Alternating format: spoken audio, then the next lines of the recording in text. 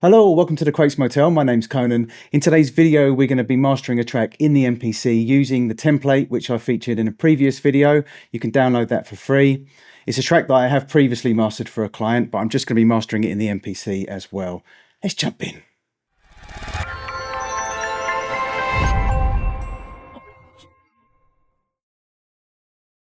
So as I said, we're going to be using the template which I featured in a previous video. You can download that for free, and if you want more details on how I've set that template up, you can watch the video and it will go into detail on the effects chain and why I chose those particular plugins. This is a master that I did for a client a couple of years ago. It's a producer called Lip, fantastic producer, very talented, excellent producer and also an excellent mix engineer. I'll just play this quickly. What I'm going to do, if you've watched my previous videos on mastering in the MPC, you'll know that I have the pre-master on track 1, and then I'll have some references on track 2 or 3. What we've got here is the pre-master, and then as a reference, I'm using the track, the actual master that I did for the client. So what we'll do is we'll listen to the actual finished master, because the pre-master is going to be a lot lower. There's going to be quite a jump in volume.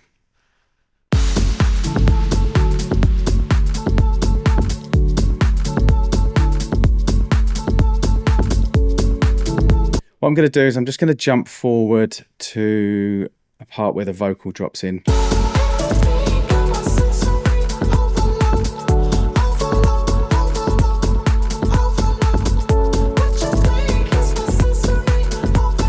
So really, really cool track, very well produced, and it's a pleasure when I get to master tracks like that. And as I said, really, really talented producer. So we've got the pre-master on channel 1. Actually, let's just make sure, yeah, that's out of solo. So we've now got the pre-master. Obviously, there's a major jump in volume there.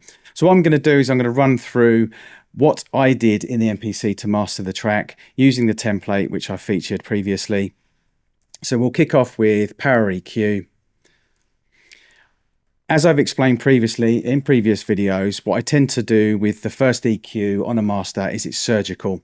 So here I felt that I just needed to roll a little bit of the low end off. You can see that I've done that here, just 23 Hertz. It was just to get rid of some really, really low sub information that I didn't really need.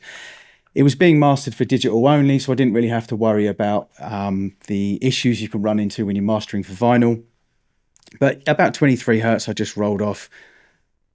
And that's all I really did there. As I said, it's surgical EQ. It's attenuation rather than boosting. Then we've gone into soft clipper. Now here I've done quite a lot of work. You can see that I've got quite a lot of volume, +5 there. I'm using the tan, or tan, however it's pronounced, which is, in my opinion, kind of like a hard clipper. You do have options in the airsoft clipper. Drive, you can see I've pushed that up quite a lot as well. Let's just take that off for a second.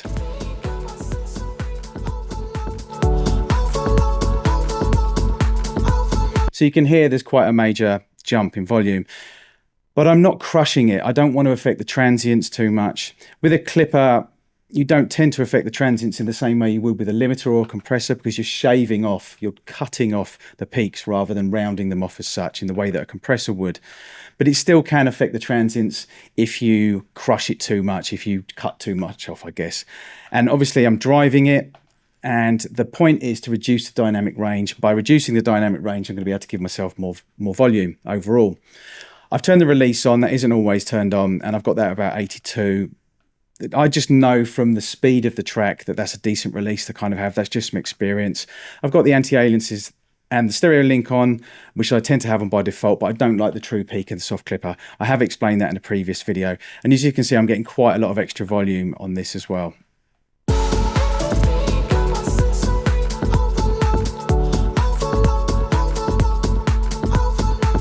Okay, so as has been explained in my previous video on my template, the mastering template, I have air maximizer and air compressor loaded in case I need them.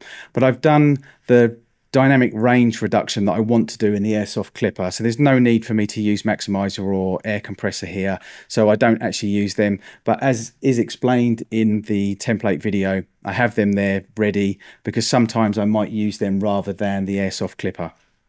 So next, we've gone across into the sub and we're using Power EQ just to do a little bit of work on the EQ basically. Here is we tend to be boosting here. We might drop a little bit of mud out, might attenuate a little bit of mud. That wasn't necessary in this mix. It was a really, really good pre-master to start with. So as you can see here, I've brightened up the highs a little bit, well, actually quite a lot. That was really just to kind of brighten up the highs. It's quite a high shelf. If I was to drop it down to 8K, it'd probably be a little bit too much boosting it by that much. But really, I'm just getting the edges, getting the top of the highs, of the hi-hats, etc. I'll show you in a second. You can hear the difference. A little bit of a boost in the low end and a little bit of clarity at 5K as well.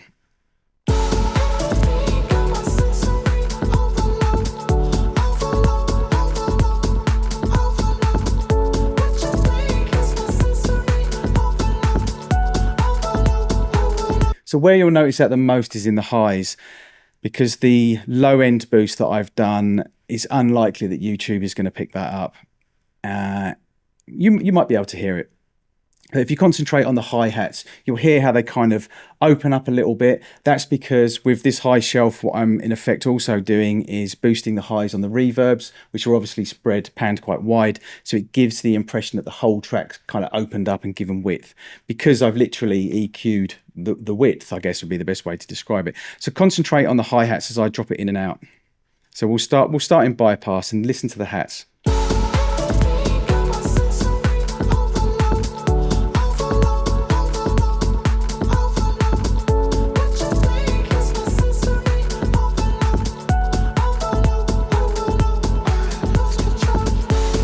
So you can hear it just brightens up and blooms, as I say. Okay, so let's just make sure that's back on. So, yes, it is. Just wanted to make sure. As I explained in my previous template video as well, I have a couple of what I call flavor boxes, I guess would be the best way to describe. I use diode clip and I use tube drive. I tend to use tube drive, but I do have diode clip loaded into the template. So with tube drive here, let's just get the limiter on as well at this point. With the drive here, you can see I've not done an awful lot and there's not an awful lot of saturation. And I've just got a little bit of extra output. But that tiny amount does actually do quite a lot, which you'll hear in a second. I'm hoping that you're listening on headphones. You'll just listen to kind of a bit of clarity, a bit of brightness, and almost like a little bit of, I guess, a bit of grit and a bit of Mojo, secret sauce, whatever you want to call it. So I'll take that out, and then if you just concentrate on kind of like the high mids and the highs.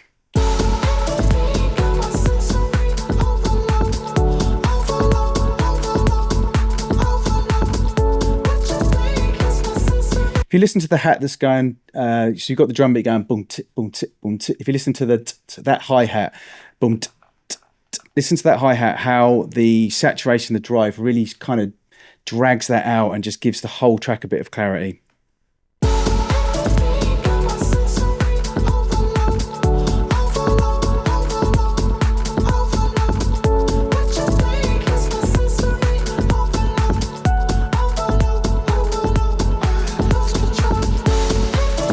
It just gives everything in the kind of high mids a bit more of a bite, a bit more grab, because of the saturation and the harmonics that we're boosting, I guess. Then finally, we're at the limiter stage now. This is not really doing an awful lot. I'm getting a bit of gain here. And you can see that it's basically just shaving off some of the peaks a little bit, just catching them. We've got it set up at 0.2. That's exactly how I have it set up in the template. A little bit of a look ahead. Release, again, but kind of between 70 and 80 for this kind of genre, this kind of speed. That's just experience. I could spend a whole video explaining why I do that, but just from experience. So watch that. That's not a definitive number. In fact, none of the numbers in this are definitive, obviously. You can't copy this and it's going to make your master sound like this track, because you'll be working on a different track. We've already been through that a ton of times, and I've monoed it to about 80 hertz. That's a fairly standard thing to do nowadays in masters, but again, it's not definitive. You know, there's a lot of drum and bass, drill, stuff with 808s in it and stuff, where quite often the 808 will be panned and you have a bit of width to it, and so you don't want to mono that 808 at 80 hertz. But you need to be careful, because if you have too much low end that's not in mono, that's kind of spread out, you can start having issues, especially if you're playing on big club systems. So you can see, like I said, the limiter's just doing a little bit of work here.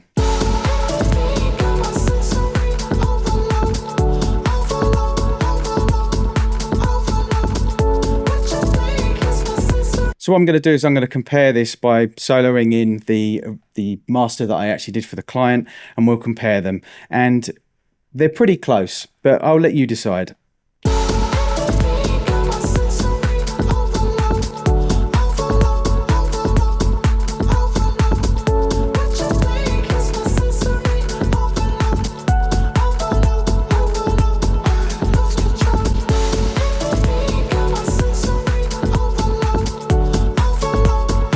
Now, where I can hear the major difference is in the low end and round about 100 hertz as well. Kind of like it's not the fundamental of the kick, and it's not the fundamental of the kind of bass sound in there, but it's just kind of like after that. It's 80 hertz to 100 hertz on dance records especially are kind of a little bit of a secret area that if you get that right, you get that sounding nice and tight, and that's dialed in, then most of your work is done with house music especially. And and obviously I've mastered, I've lost count of how many tracks I've mastered, and I quite often, that will be a problem area quite often in pre-masters. But like I said, if you can dial that in and get that right. So the one thing I'll say here is, obviously if I spent a bit more time on it, because I literally did master this in the MPC in probably about 20 minutes, I'm guessing, not including the time that I spent assessing the track. I could spend a little bit more time on the low end, and the master that I actually did in my mastering studio, for me the bass is tighter. I can't remember exactly what I did because it's a couple of years ago, but it sounds to me as if I may have used some multiband compression on the low end just to tighten things up a little bit, and that's more difficult to do in the MPC. It is possible, but it's harder to do. So for me, the low end on the original master that I did for the client, the low end just sounds a bit beefier, but also a bit tighter. It doesn't sound flappy and muddy. Here in the MPC, I probably could push the low end a little bit more, to be honest, just on the EQ. So that would be on Submix 1 in the power EQ. That's where I would push it a little bit more. I think I've already got it pushed. Yeah, I probably could actually push that a little bit more. But for me, they're fairly close. Let's just listen to it one more time.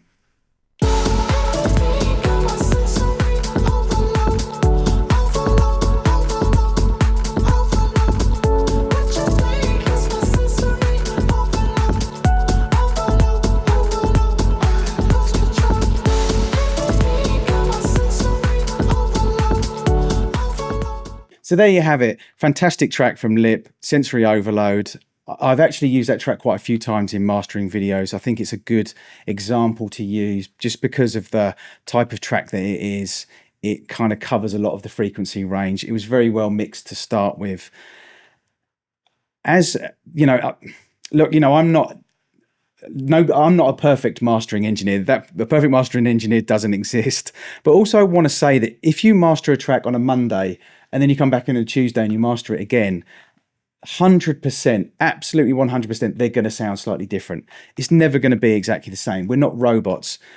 We're not the online AI mastering. And I think even with the AI mastering, I've not used them enough to know, but maybe they might even be different on different days. Maybe, in the morning the AI wakes up and it's in a better mood, so it masters something slightly differently. But it was an interesting exercise for me, and it has been an interesting exercise for me, mastering pre-masters that I've previously mastered for clients in the MPC, to see what the differences are, to see how different they sound, to see how close I can get them in the MPC compared to in my mastering studio. And for me personally, the MPC version of this was cleaner, especially in the high mids, but it just lacked that kind of oomph. I've not played the MPC version out in a club, but from my experience, I can 99.9% guarantee. Actually, can you do that? Guarantee means 100%, doesn't it? I would say that 99.9% that the original master that I did for the client is just going to have a little bit more oomph on a big sound system. But perhaps the MPC one will sound better in a car or on home sound systems or on Bluetooth speakers. There is no right or wrong. And like I said, on a different day, I would have mastered it completely differently. But I was happy with the results there. And, you know, I've said this in my previous mastering videos on the MPC, that this, you know, I'm not saying that mastering in the MPC is a total replacement for AI mastering or for a mastering engineer, because it isn't. You know, that you are limited in the MPC. But what I'm trying to get across with my template and with the mastering videos that I've done, showing you the techniques that I use when I'm mastering, is it just gives you a little bit more insight and gives you more tools, arms you with more tools, arms you with more knowledge, so that you can get decent enough masters out of your MPC and you're not quite so overwhelmed. That's what I hope that template has done for people, which, as I've said a couple of times in the video, you can download for free. It's a good guidance, it's a good building block, is a good start to get you in a decent get you in the ballpark and get you in a decent place with your masters. So thanks for watching. This is the Quakes Motel. My name's Conan. Till next time.